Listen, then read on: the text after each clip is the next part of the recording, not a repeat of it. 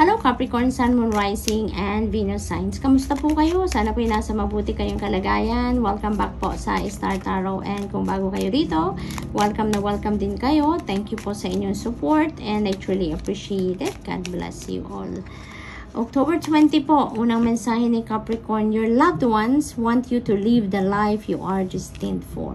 Ayan. So, walang ibang ginusto ang mga mahal ninyo sa buhay, even if those loved ones na nag-passed on na sa spirit realm, ang gusto nila kung ano yung destiny mo, yun ang ma-enjoy ninyo, yun ang ma-experience ninyo, no? They're going to help you, no? They're going to help you na marating mo yun or mangyari yun sa buhay ninyo. You need to put the music back into your life. Yan, Capricorn. Maaring nagkaroon kayo ng disconnect dito sa music, no? Maaring ang music played a significant role sa buhay ninyo in the past. Maaring yan ay parte talaga ng buhay ninyo. Maaring hilig ninyo talaga ang makinig sa music, or maaring yan ang passion ninyo, but for some reason, maaring nawala sa buhay ninyo ang connection between you and the music, no? Pero ngayon, this is a reminder for you, no? Para in-encourage kayo na kailangan mo nang ibalik ang musika sa buhay ninyo para siguro na ma-inspire kayong muli or bumalik kayo sa kung ano man talaga ang passion ninyo. Maaring ganun din ang gatamp dito, Capricorn, no? Or maybe kailangan ninyong ibalik ang musika, ang interest ninyo sa music sa buhay ninyo, nang sa gayon matulungan kayo, kasi maaring mahilig din kayong makinig sa mga healing music, yung mga gano'n, na maaring yun din ang sitwasyon ninyo ngayon na kailangan ninyo yun, ano? So, what else? We have 10 of Pentacles. Ayan, napakaganda. This is about family, no?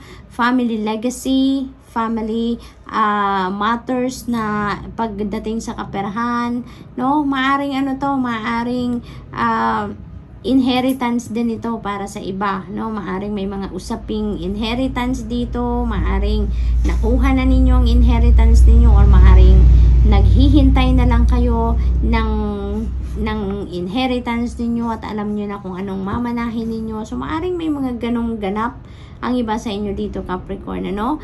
And this is also about financial future, no? Ang iba sa inyo dito, Capricorn, maaring this is what you are dreaming of, na makapag-establish kayo, no, ng inyong financial future,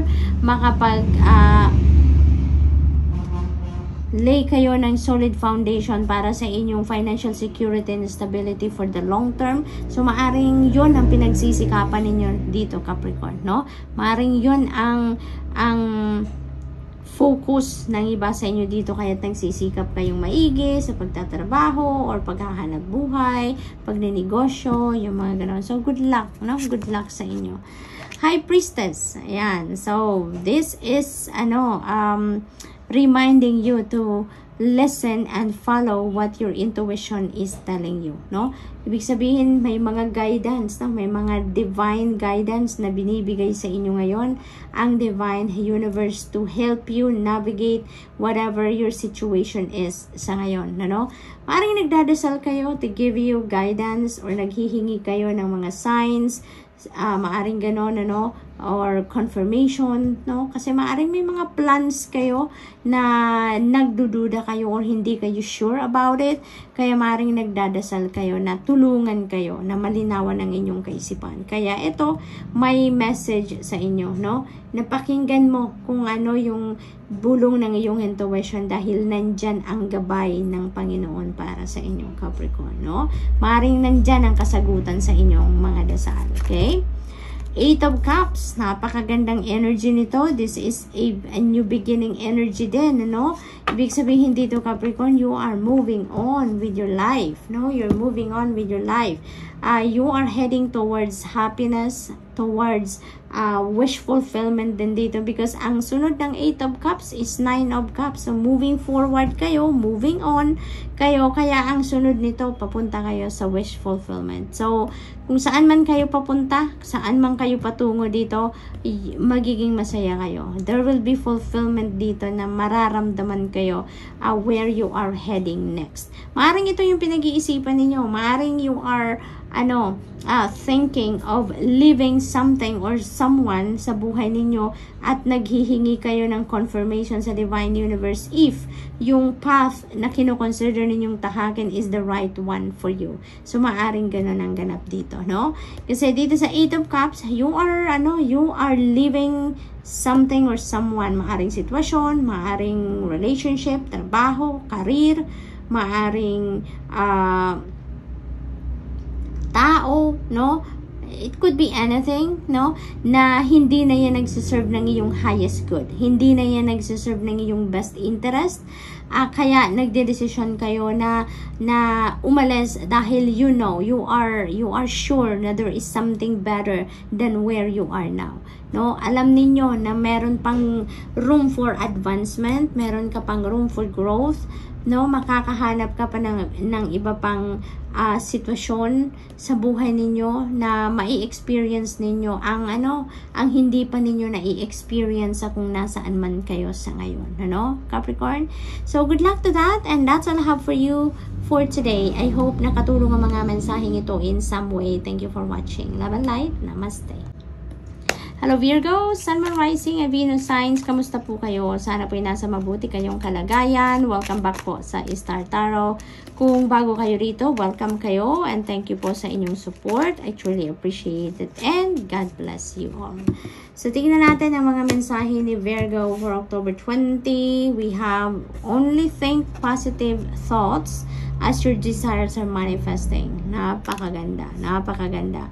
So parang inaano kayo dito, kinukondisyon kayo, no, ng Divine Universe na positive lang ang isipin ninyo, positive mindset lang, positive thoughts lang. Virgo, ang entertainin ninyo dito, lalong-lalo pa na yung mga heart's desires ninyo are manifesting into your life. They are coming to reality na kung ano man ang mga heart's desires ninyo, Virgo.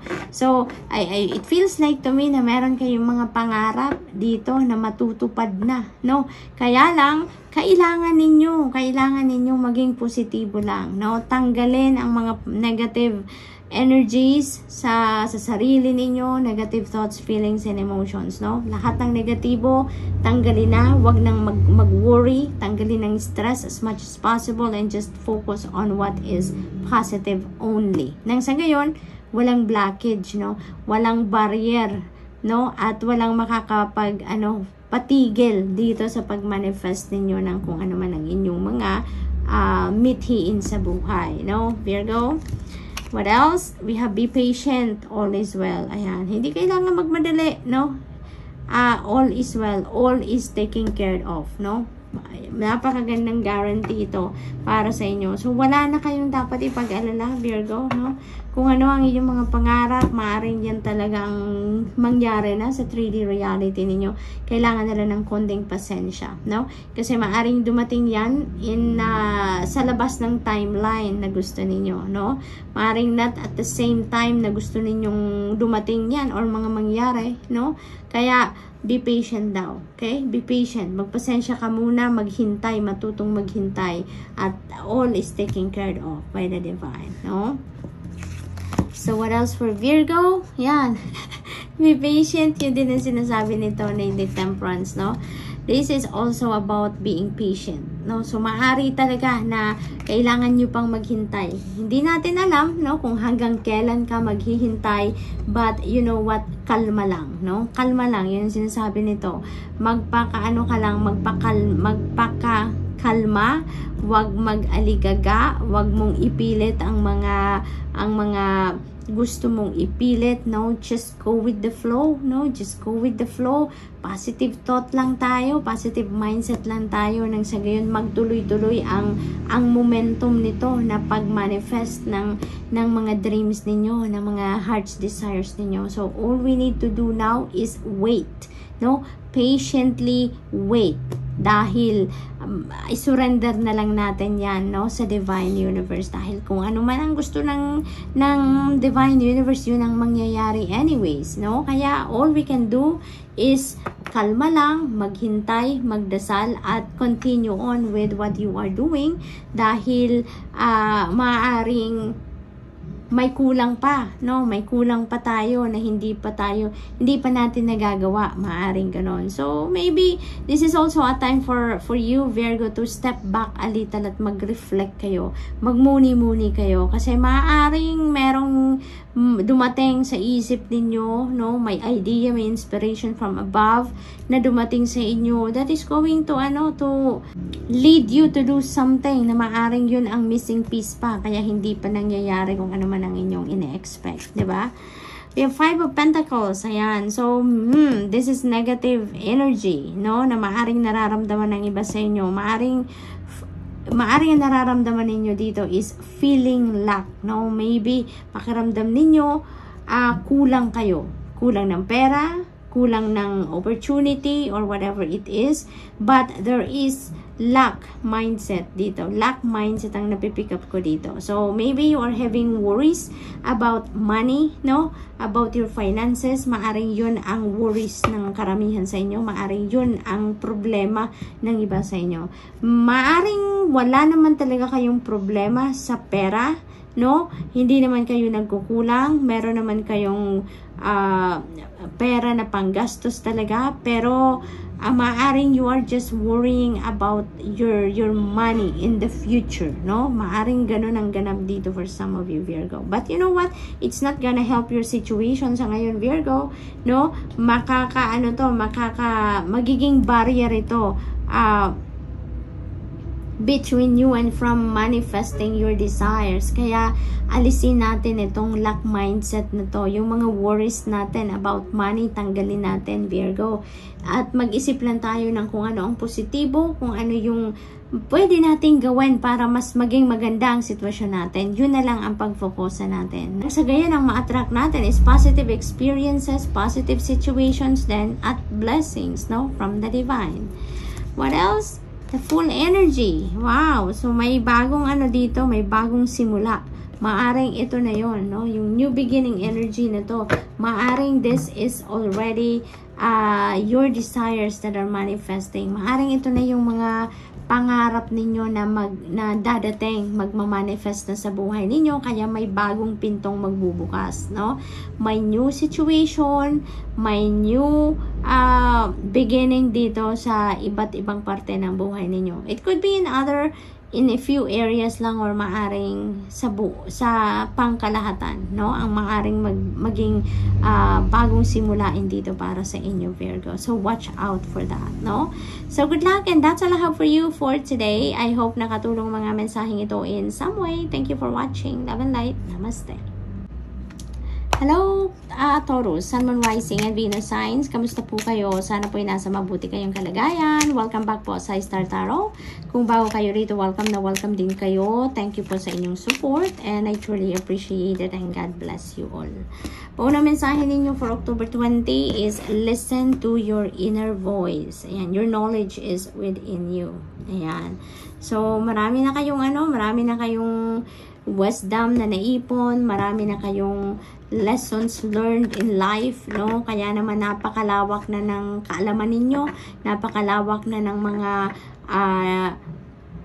natutunan ninyo, 'di ba? Kaya kung ano man ang sitwasyon ninyo sa buhay ngayon, pinagdadaanan, Taurus, makakatulong sa inyo if you're going to listen to your inner voice. Makakatulong sa inyo to listen to your soul, no? Kasi ang dami ng experiences ninyo in the past, no? Alam na ng soul ninyo kung ano ang best para sa inyo, no? So what else? Instead of listening to other people, 'di ba? Sa mga sut-sut ng iba, pakinggan nyo na lang yung inner voice ninyo, and there is power there, no?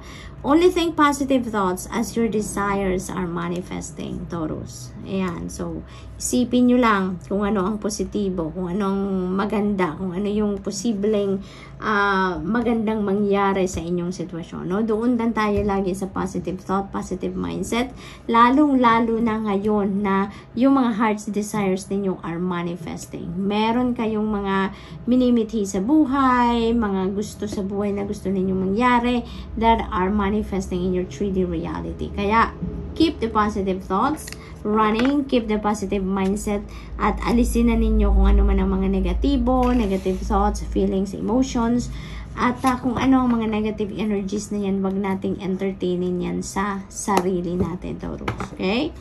Nang sa gayon, walang balakid, no? Walang maging barrier ang pagdating ng mga pangarap natin. So, we have Page of Pentacles. Ang swerte ninyo sa ngayon, tingnan ninyo, L-U-C-K. Ayan, ang swerte ninyo ngayon. Maaaring yung mga impormasyon na itong parating sa inyo, ito talaga yung swerte ninyo, no? Maaaring this is open up beautiful opportunities for you, lalong-lalo na in terms of your money, career, and finances, Taurus. Kasi maaaring may mga impormasyon, balita, or updates kayo na ma-receive dito na related sa mga pangkaperahan, no? Maaaring meron kayong mga loans na in-apply, maybe nag-a-apply kayo ng loan para sa pangkapital sa ano ninyo, sa negosyong itatayo, maaaring ganon, or maybe this is a scholarship grant, or maaari din ang iba sa inyo dito merong ina-applyan na bagong trabaho, no, or additional na trabaho. So maaring ganon ang sitwasyon ng iba sa inyo, and maybe for a long time, no, naghihintay kayo ng balita, naghihintay kayo ng updates, kaya maaring eto na yun, no, nandito na ang swerte, nasa horizon ninyo ang swerte, kaya kung ano man ang parating na balita sa inyo dito related to your money, career, and finances, Taurus, that could be what you are waiting for, no? Swerte na, nandito na ang swerte. King of Pentacles, holy moly. Ayan, so yung mga high rank sa Pentacles suit ay nandito si Page, nandito si King of Pentacles. So lahat magaganda, no? Ang balitang ito pagdating sa inyong kaperahan, no? Kasi si King of Pentacles naman, this signifies wealth, no? Kayamanan, maaring financial gain ito na parating sa inyo, Taurus. You will be surrounded with wealth, or maybe you will be showered with financial blessings or financial opportunities dito, Taurus. At yung mga financial opportunities na to, hindi lang ito pipitsuging opportunity, but this is big time, no? Maganda, sobrang gandang mga opportunity, pangkaperahan ng maaring dumating sa inyo dito, Taurus, no? Maaari din ang iba sa inyo dito, nandito na kayo sa tugatog ng tagumpay pagdating sa inyong money, career, and finances. Maaring nandun na kayo sa tuktok ng tagumpay pagdating sa kaperahan, pagdating sa karera, sa trabaho, sa negosyo, no? Maaring you are already a successful business person, no? At ang sinasabi nito ng King of Pentacles na despite your success, despite na nandun na kayo sa estado na kung saan nasa tugatog na kayo ng tagumpay, you know, pagdating sa inyong trabaho, kaperahan, negosyo, pero hindi kayo nakakalimot na mag-share ng blessings ninyo, no? So, maaring ito, maaring ngayon, no, Taurus, maaring marami na naman kayong plano na tumulong, no, in different ways. Maaring magbibigay kayo ng opportunity din for other people, or maaring mag-share kayo ng kaperahan ninyo, magdo-donate kayo, may tutulungan kayo ng resources ninyo. So maaring ganun din ang ganap dito, Taurus, for some of you. Maari din na kayo yung receiver dito, Taurus, no? Maaring kayo din yung magre-receive ng tulong ng kung sino man ang King of Pentacles ang lalapit sa inyo. Maaring kayo yung magre-receive ng financial blessings na to, ng financial opportunities na to. Maaring kayo yung magre-receive ng mga ganitong biyaya sa ngayon, no? So good luck. Two of Cups, yan, partnership. So definitely may business partnership dito, having this King of Pentacles energy dito. So maaaring ang iba sa inyo may opportunity na pumasok sa isang bagong negosyo, or maging pumasok sa isang business venture na may kapartner kayo, may kasosyo, or maaaring papasok kayo sa isang negosyo para makipag-partner kayo sa dati ng nagraran ng isang negosyo. So, maaaring may ganong ganap dito for some of you. This could also be partnership and love, no? Maaari din ganon. Maaari din na bagong love and romantic relationship ito na papasukin ng iba sa inyo, no? Maaari din na this is new friendship. Maaari din na ang iba sa inyo is going to meet someone na alam niyo yun, magkakasundo kayo, and you will agree do a collaboration or to do a project. So, maaring mga ganon ang sitwasyon dito for some of you. So, good luck, Taurus. And that's all I have for you for today. I hope nakatulong ang mga mensaheng ito in some way. Thank you for watching. Love and light. Namaste.